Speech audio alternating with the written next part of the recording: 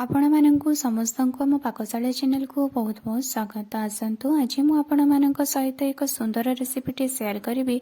आपण माने तो देखि पारुथिबे केते सुंदर देखा जाउची और केते कम तेल रे मु या को प्रस्तुत करूची। हाँ, यह होची रोटी चॉप। आपण माने थरे रेसिपीटी देखि नियंतु कोन को मु रोटी चॉप बोली कहूची आपण माने जानि परिबे और एही भले टेस्टी टेस्टी हेल्दी चॉप घरे बने समस्त को खुआई परिबे। यह बहुत टेस्ट लागिबो, कम तेल सरिबो, 10 मिनिट भितर प्रस्तुत होई एथिपाई मु राति बलिकी रही रुटी को नहीं जाइछि। एबे मु रुटी सबको एही भली भाबरे हातरे खंड खंड करी देउछि। आपण माने चाहिले याको ग्राइंडर रे ग्राइंडिंग करि पारिबे, किंतु ग्राइंडर रे ग्राइंडिंग करबा पई जदि आपनका पाखरे सुविधा नाही तो आपण एही भली भाबरे हातरे जेतिकी पारिबे सेतिकी छोट छोट खंड करिकी नै जिवे। मु टिके खंड करि सारिबा परे याको ग्राइंडर रे नै की दर खंड करि नेउछि।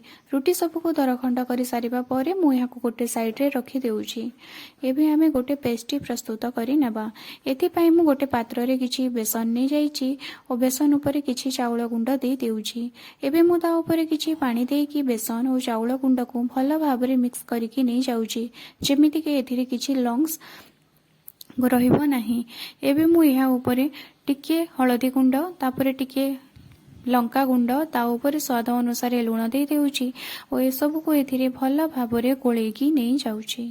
भल भाबरे सब को गोळे सारिबा परे आपण ध्यान रखिबे याको बेसी पानी चिया न करिकि टिके बहलिया रखिबे, जहा द्वारा कि हमकु परे छाणीबारे सुविधा हेबो।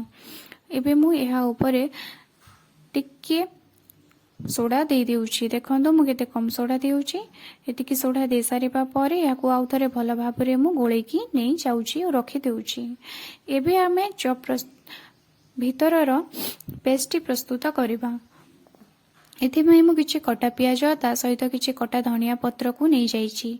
एबे मु ता ऊपर जे दरखंड करिकि रखि देली रुटी सब को पके देउछि। एबे ता ऊपर मु स्वाद अनुसार लुण और गरम मसला गुंड पके देउछि। एबे मु ता ऊपर गोटे सिझा आलू को नेकी यहाको मैश करि देउछि और भल भाबरे यहाको चिकिटी देउछि। रुटी पियाज धनिया पत्र लुण मसला गुंड एवं आलू ए सब को आमे भल भाबरे चकटी नै जिबा। देखिबे किछि समय परे आपण जानि जिबे यह शीघ्र शीघ्र बाइंडिंग ही जाउछि। एतरे आलू बाइंडिंग रो काम करूछि। एबे हमें कौन करिबा ना जो चिकिटा रखिथिबा सेथिरु किछि हातरे नै जिबा ओ एमिति धीरे धीरे हातरे मोड़ी देबा।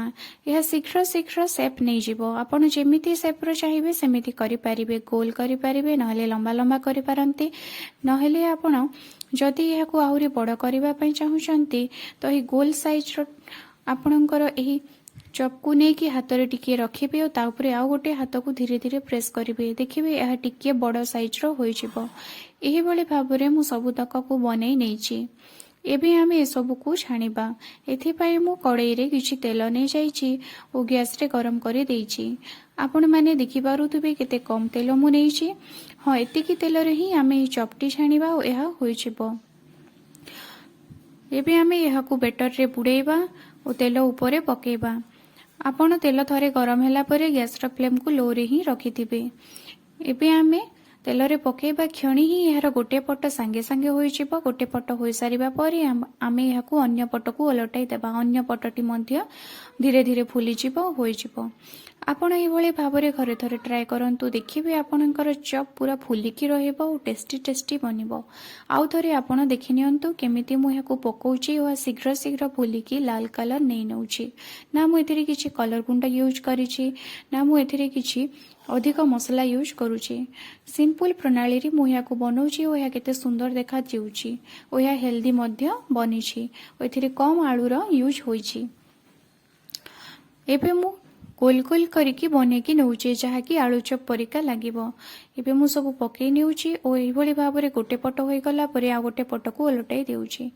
अधिकरु अधिक एहा ए सब बनेबा पई मते 10 मिनिट ही समय लागितिला और हेबा पई मात्र गोटे मिनिट भितर यह हो जाए तेल पकईवा पर एसबू यही भाव में मुझे बनई नहीं और यह आप जेकोसी चटनी लंका चटनी किंबा कौन तेंतुली चटनी सहित आप खातु देखिए यार टेस्टी बहुत भल लगे आपड़ ये भाव में सादा खाइले यार स्वादटी कटलेट किंबा आलुचप ठारू कम हेब ना बहुत टेस्टी लगे आपड़ थे घरे यह निश्चित ट्राए करके देखु समस्त को पसंद आसब और हेल्दी लगे।